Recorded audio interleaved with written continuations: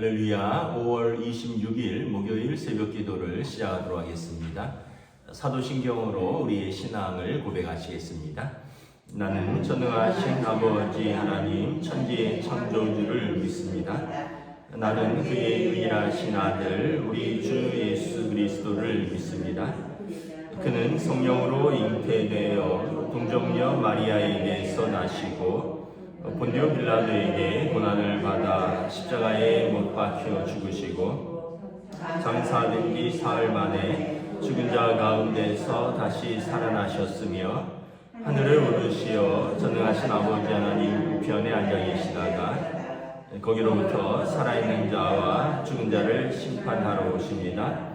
나는 성령을 믿으며 거룩한 공교회와 성도의 교제와 죄를 용서받는 것과 몸의 부활과 영생을 믿습니다. 아멘. 찬송가 456장 찬양하겠습니다.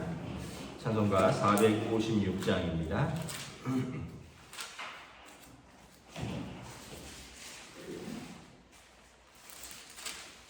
거친 세상에서 실패하거든 그 손 못 자국 만져라.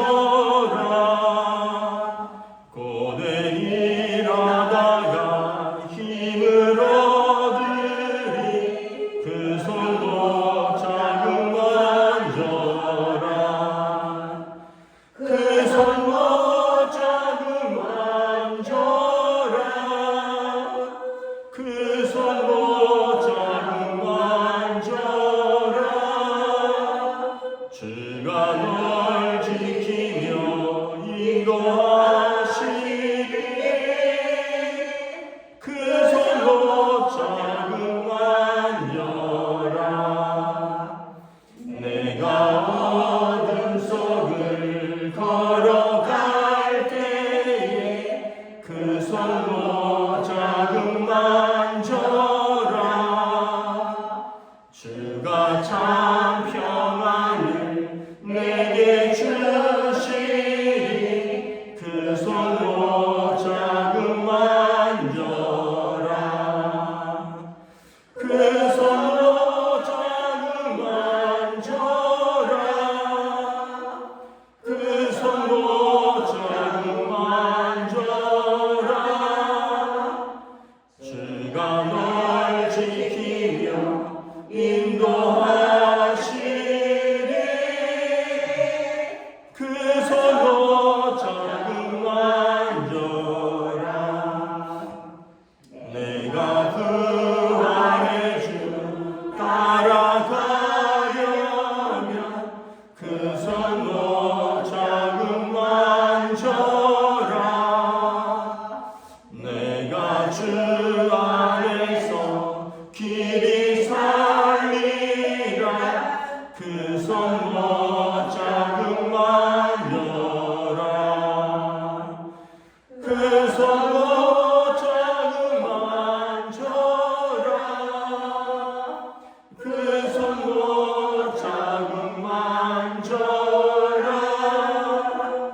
주가 널 지키며 인도하시리.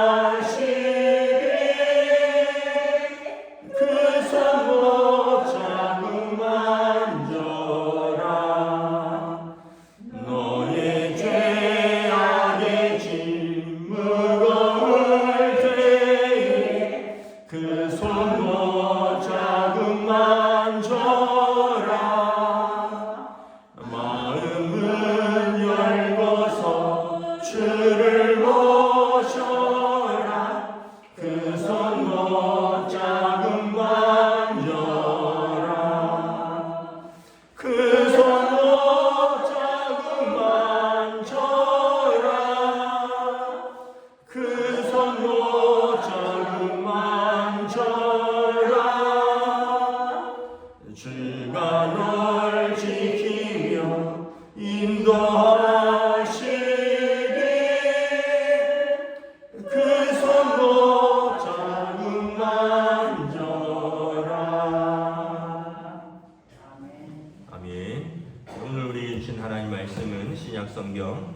고린도전서 11장 27절에서 34절까지 말씀입니다.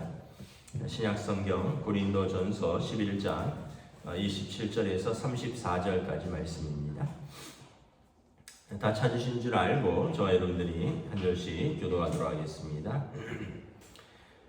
그러므로 누구든지 주의 떡이나 잔을 합당하지 않게 먹고 마시는 자는 주의 몸과 피에 대하여 죄를 짓는 것이니라. 사람이 자기를 살피고 그 후에야 이 떡을 먹고 이 잔을 마실지니 주의 몸을 분별하지 못하고 먹고 마시는 자는 자기의 죄를 먹고 마시는 것이니라. 그러므로 너희 중에 약한 자와 병든 자가 많고 잠자는 자도 적지 아니하니 우리가 우리를 살폈으면 판단을 받지 아니하려니와 우리가 판단을 받는 것은 주께 징계를 받는 것이니 이는 우리로 세상과 함께 정죄함을 받지 않게 하려 하시니라.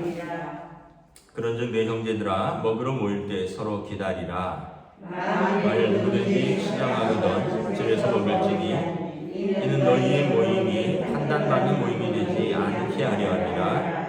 그 밖의 일들은 내가 언제든지 갈 때에 바로 잡으리라. 아멘. 할렐루야. 네, 오늘 또 새날이 시작되었습니다. 우리 주님이 주시는 은혜와 평강이 가득한 복된 시간 되시기를 축복합니다. 오늘 본문은 어제에 이어서 계속해서 애찬과 성찬에 대해서 말씀을 드리고 있습니다. 초대교회에서는 모일 때마다 애찬과 성찬을 나누었습니다. 애찬은 공동의 식사고, 그리고 성찬은 예배와 함께 드리는 우리가 주의 살과 피를 기념하는 것이죠. 그래서 매주 애찬도 했고 매주 성찬도 했고 모일 때마다 그렇게 했다는 것이죠. 그래서 우리가 어떤 면에서 보면 성찬은 교회는 하나님의 말씀과 성찬을 통해서 언약을 새롭게 매번 재갱신하는 것입니다.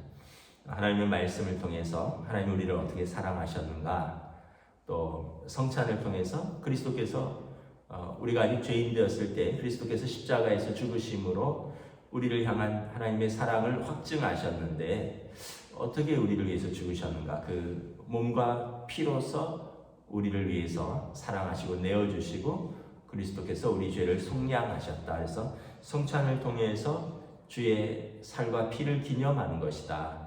성찬은 주님께서 친히 제정하신 것이고, 그래서 주님께서 내가 다시 올 때까지 이것을 행하여 나를 기념하라 하셨습니다. 그래서 이제 우리 교단도 법이 바뀌어서 유아세례 교인도 성찬에 참여할 수 있다라고 말씀을 드렸습니다.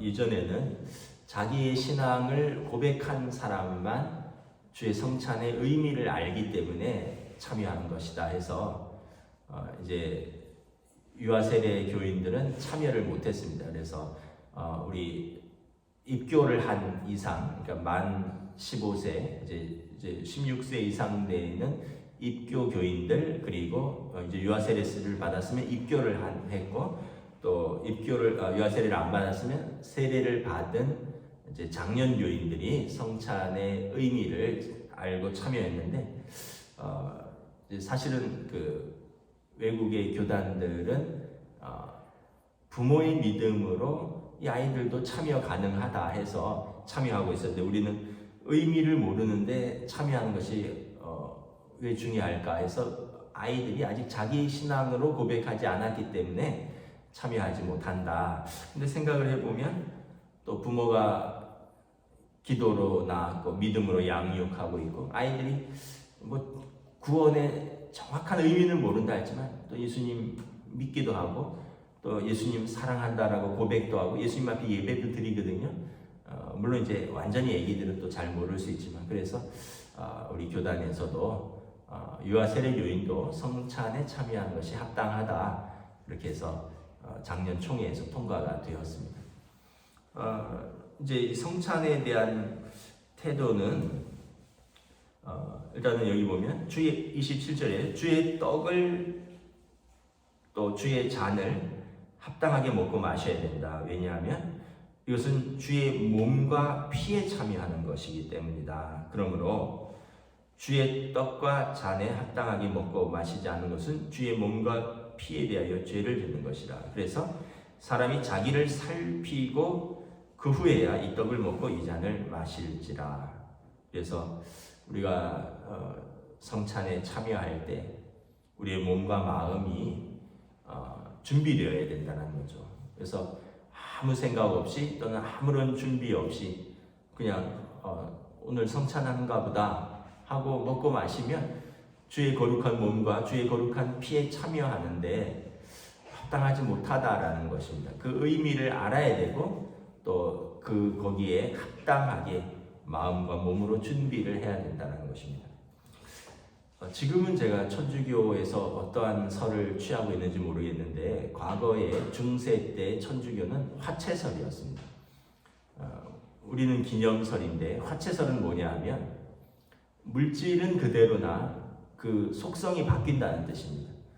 그 빵에 그 말랑말랑하고 식감은 말랑말랑하고 맛은 텁텁한 그 빵의 물질은 그대로 있는데 우리 속으로 들어가면서 그 속성이 바뀐다. 마치 가나 혼인잔치에서 예수님께서 명하시니 물이 변하여 포도주가 된 것처럼 물이라는 물질이 사람들에게 마실 때 그 속성이 포도주로 바뀌었듯이 성찬도 화채설 우리 안에 들어오면서 이제 그 속성이 바뀐다 이렇게 믿었습니다. 근데 우리 개혁교회는 아니다. 기념설이다.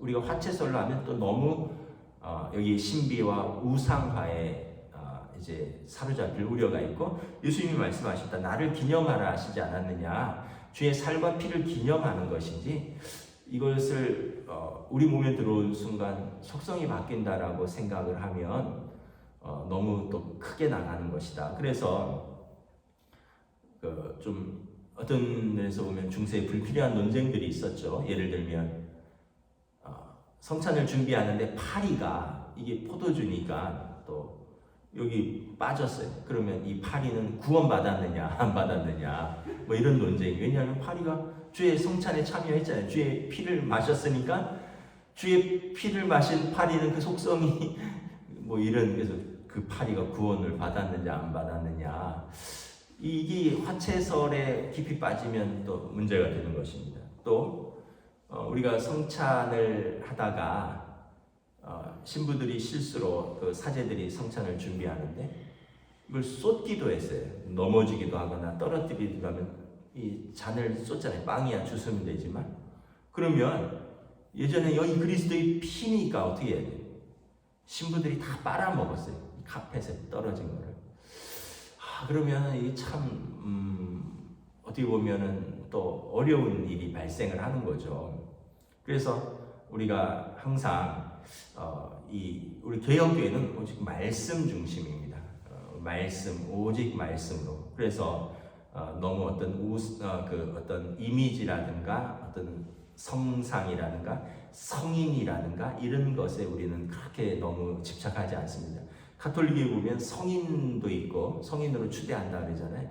또 어떤 여러 가지 어떤 성상 모양으로 된 어떤 것도 그림 여러 가지 그런 것들로 이제 그리스도를 기념하기도 하고 있는데 우리는 이제 어떤 면에서 보면 말씀 외에는 우상이 될 수 있기 때문에 이제 오직 말씀으로가 개혁교회의 정신인 것입니다.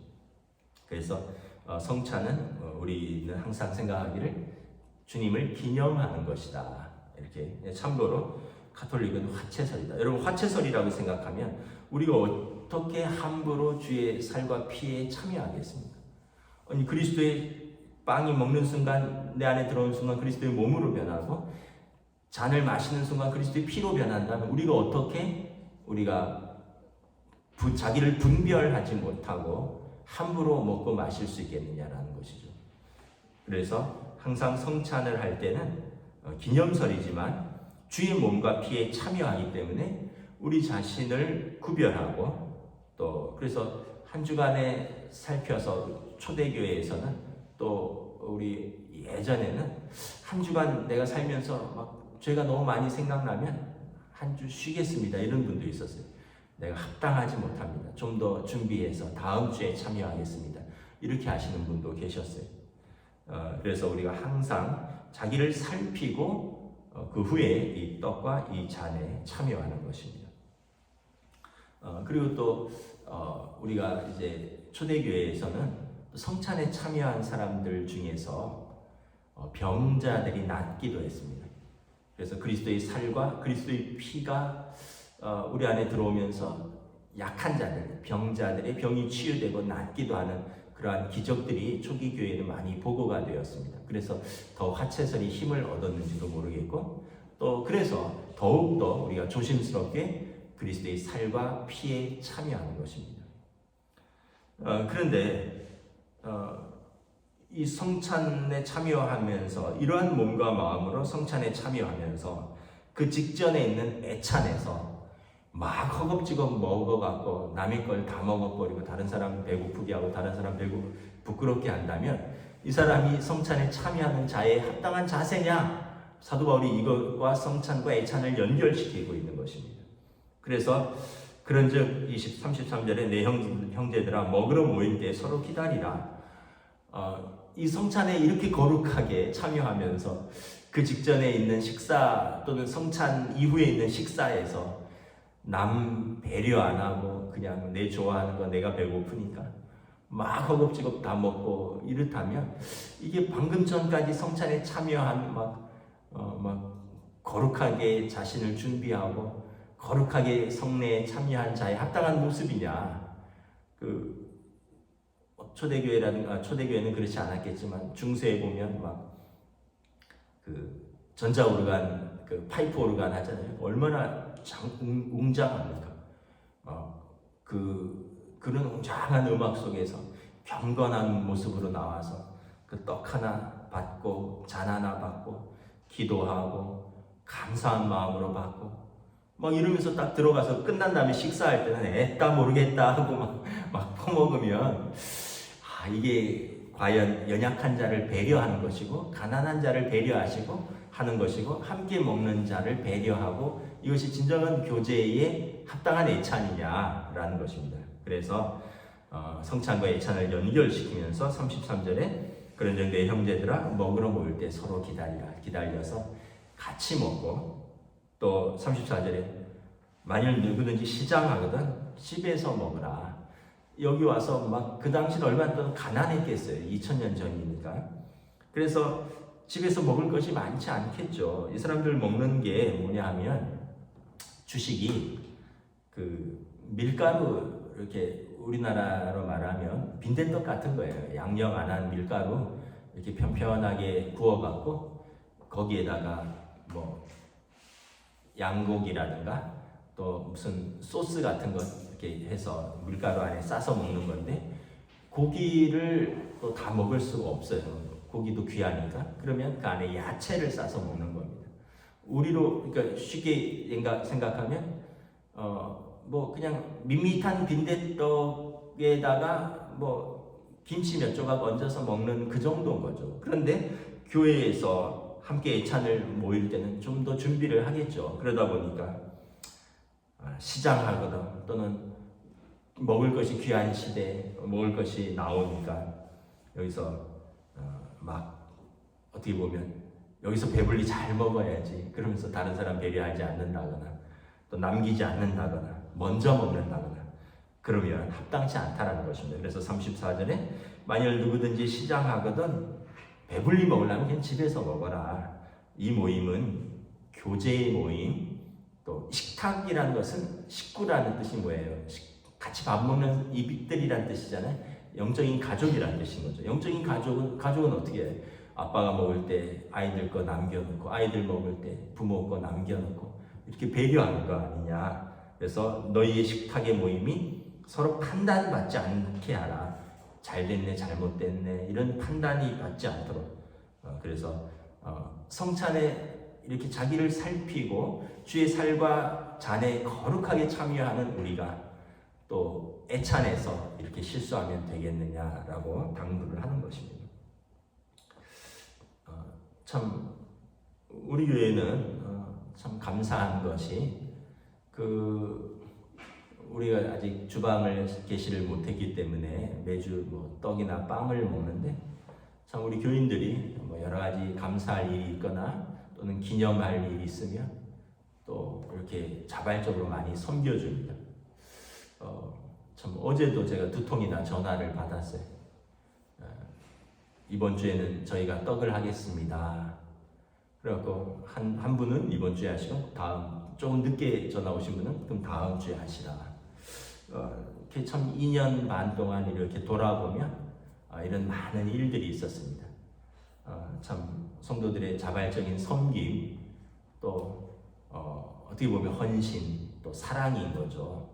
그러면서 또 감사한 것은 우리 교회가 사이즈가 크지 않다 보니까 큰 교회는 교인들 한번 섬기고 먹이려면 그냥 수백만 원 드는 데도 있어요. 그래서 감히 엄두를 못 내는데 우리 교회는 그래도 규모가 크지 않고 또 그러다 보니까 조금만 이렇게 마음과 용기를 내면 이렇게 또 대접을 하시더라고요.